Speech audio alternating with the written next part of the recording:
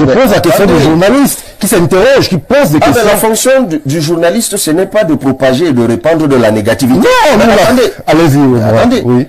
J'évoquais déjà l'entame de l'affaire, parce que je me suis entendu dire, lorsque nous allions déjà aux élections en février 2020, que le résultat que nous avons obtenu, c'était déjà une faveur, ou des faveurs.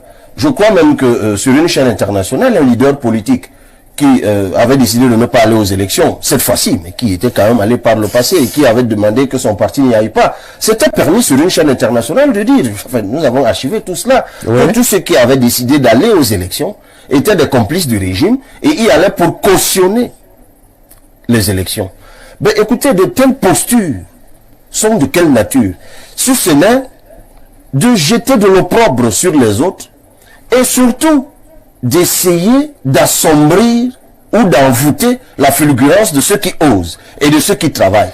Parce que nous ne sommes pas les premiers à aller aux élections au Cameroun. Je crois qu'il y a plein de formations politiques qui, ayant même pour certaines, demandé et sollicité les faveurs du régime, n'ont pas pu faire le résultat que courageusement nous avons pu faire. Alors, dans le contexte camerounais. Vous n'entendez pas sur mes propos. Non, mais moi, j'interroge la posture idéologique, mais ça commence pas la réelle politique. Mais ça commence par là. Comprenez-nous. Mais attention, vous invoquez la posture idéologique. Oui. Je crois que lorsque nous avons, on en parlera tout à l'heure, nous avons été attaqués par tout le monde. Vous voulez que je vous donne les noms des députés, nos collègues du RDPC, qui sont du RDPC, nos collègues députés, qui sont du RDPC.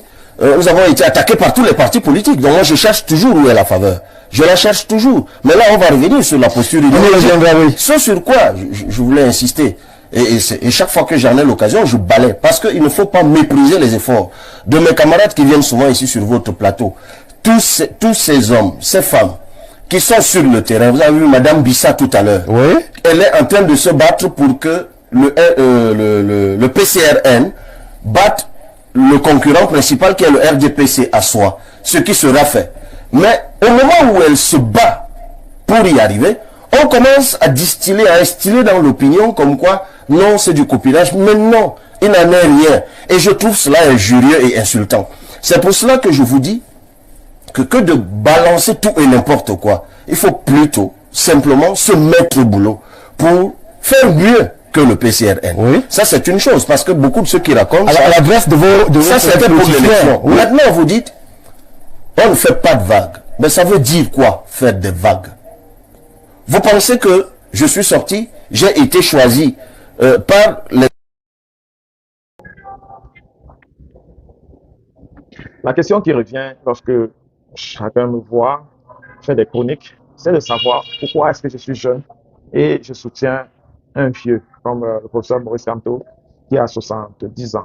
Et je pense avant moi, il y a beaucoup qui ont eu cette difficulté-là, qui les a d'ailleurs, pour certains, poussés à commencer à critiquer le MSC et qui finalement se sont fait suspendre.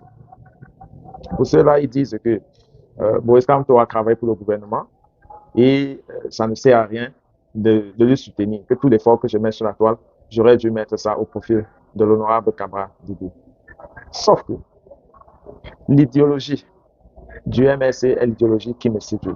Cabral, par exemple, en parlant du professeur Maurice Kamto après son espoir de 2020, dit ceux qui osent et ceux qui travaillent. C'est-à-dire, le PCRN, pour lui, osait et travailler. Et quand vous voyez le fonctionnement des ONG, les ONG vont toujours vous donner l'impression qu'ils sont en train de lutter pour les droits de l'homme, qu'ils sont en train de lutter pour la justice. Mais en réalité, ils ne savent pas qu'ils font cela qu'à la façon du gouvernement.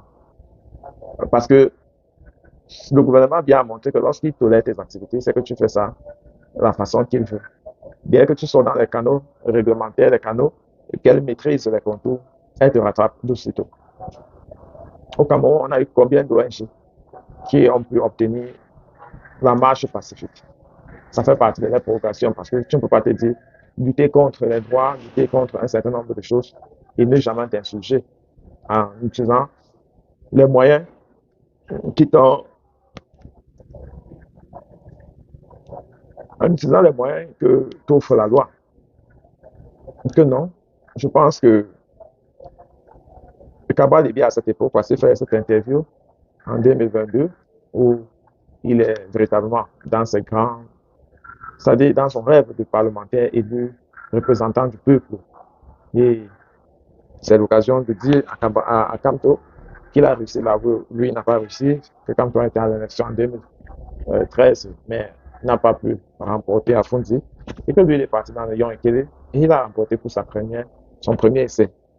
Et il dit que le professeur Maurice Kamto a essayé de le jeter dans le propre et assombrer leur travail en jetant le doute sur leur identité. Parce que pour Maurice Kamto, tous ceux qui ont participé aux élections de 2020 ont cautionné la mascarade électorale au Cameroun. Kabal pense que c'était une grave accusation qui a commencé à créer des zones de turbulence entre les deux familles. Et je vous laisse encore suivre cet autre extrait, ou plus grave, Cabral essaie de nous faire comprendre en réalité que c'est Kamto qui devait courir derrière lui, et pas le contraire. Vous savez, à la vérité, c'est moi qui devrais refuser le débat. Je suis président d'un parti qui a 5 députés, 206 conseillers municipaux. À la vérité, c'est moi qui devrais refuser de débattre avec des partis qui n'ont pas d'élus. Parce qu'il faut quand même respecter les efforts des gens dans l'espace politique. Mais moi, dans mon humilité d'ailleurs qui tire sa source de l'envie permanente de communiquer à mon peuple ma vision, mais aussi de la croiser avec d'autres visions. Donc la réponse à un débat, ce n'est pas l'insulte. Puisque de toute façon, nous étions adversaires en 2018, et s'il n'y a pas d'alliance entre nous entre-temps, nous serons probablement adversaires en 2025. Parce que les adversités ne sont pas éternelles. Et on a vu ailleurs des hommes politiques trouver des points de convergence, signer des alliances. Pour l'heure, nous sommes adversaires. Et sur ce que M. Nyamsi a demandé, il n'invente pas la roue. Je crois que ça se fait. Je crois que pour prendre le cas français, par exemple, M. Jean-Luc Mélenchon et Mme Marine Le Pen font des débats tous les jours pour confronter leur vision. Parce que, monsieur, je vous ai dit tout à l'heure, monsieur Dipita Tongo, je sors de cette question qui est d'ailleurs périphérique. Je vous dis encore que c'est très important. Vous savez, quand on va à une élection présidentielle, il y a deux choses qu'on vend. On vend l'objet et on vend le sujet. Le sujet, c'est l'homme. C'est bien de citer le cas de démocratie occidentale comme celui de la France, mais il ne faut pas surtout oublier qu'on est au Cameroun et que le Cameroun a ses propres réalités. Je pense qu'à l'heure où tu faisais cette analyse de situation, tu étais encore très confiant qu'on est dans une démocratie normale et du coup, celui qui n'accepte pas faire le débat avec toi est quelqu'un qui a peur. Mais cette année encore, à la veille des élections de 2025, le problème des primaires s'est posé.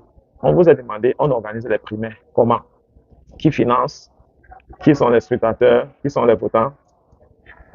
Au bout, vous avez compris que ce n'est que dans un état normal qu'on peut tenter ces genres d'initiatives. Sinon, la situation dans laquelle on se trouve, on n'y peut pas.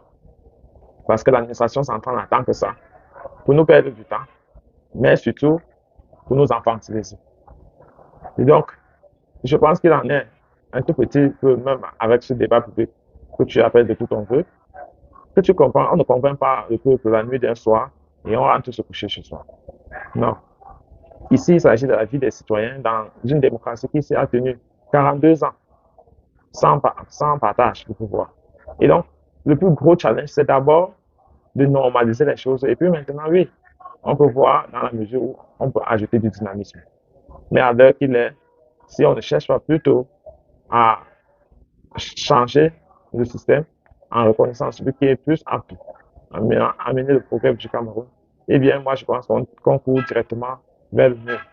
C'est une pensée que j'ai, elle peut être limitée, elle peut être contrariée. De toutes les façons, j'attends ce que vous pensez sur le sujet.